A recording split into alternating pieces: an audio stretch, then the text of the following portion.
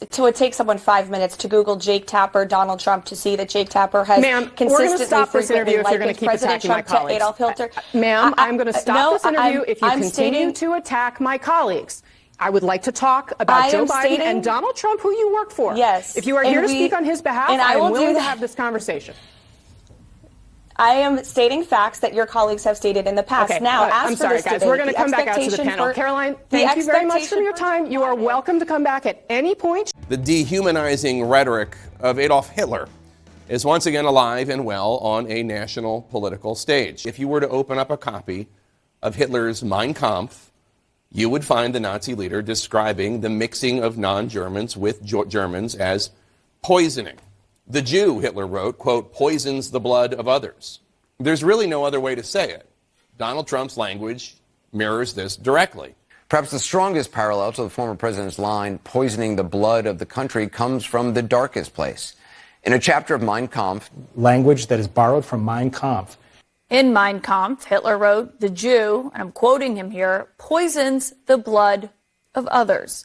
Trump has used that line before and other phrases like it that echo Nazi rhetoric, but it should be noted that, as you can see there, he is reading off a teleprompter, meaning that he knew exactly what he wanted to say. In Adolf Hitler's manifesto, he wrote, all the great civilizations of the past became decadent because the originally creative race died out as a result of contamination of the blood. And tonight, Donald Trump is now under fire for similar language about immigrants. Hitler does talk about the blood of countries being poisoned. This isn't the first time Trump has invoked phrases used by the Nazis before. National security laws and then obstructing and refusing to cooperate with the FBI. Yeah. The folks in the control room, I don't need to see any more of that. He's trying to turn this in, he's trying to turn it into a spectacle, into a campaign ad. That's enough of that. We've seen it already.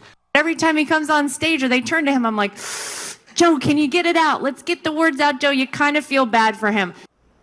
How do you think it makes little kids with stutters feel when they see you make a comment like that?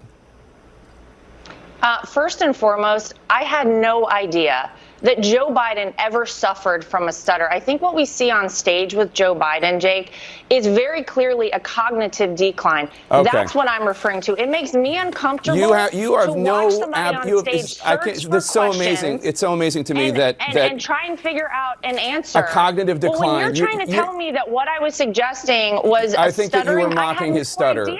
Yeah, I think you were mocking his stutter, and I think you have absolutely no standing to diagnose somebody's cognitive decline. I would think that somebody in the Trump family would be more sensitive to people who do not have medical licenses diagnosing politicians from afar. Plenty of people have diagnosed your father from afar, and I'm sure it offends you. Your father-in-law from afar. I'm sure it offends you. You don't have any standing to say. I'm not diagnosing him. What I'm saying, Jake, you just talked is about that a cognitive decline.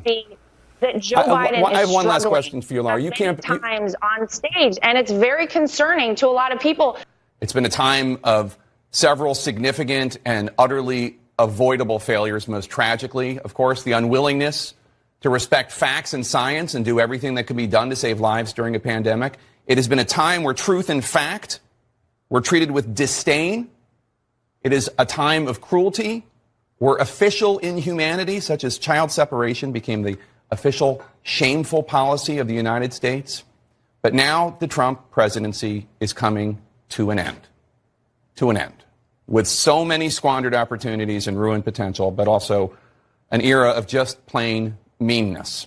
It must be said, to paraphrase President Ford, for tens of millions of our fellow Americans, their long national nightmare is over.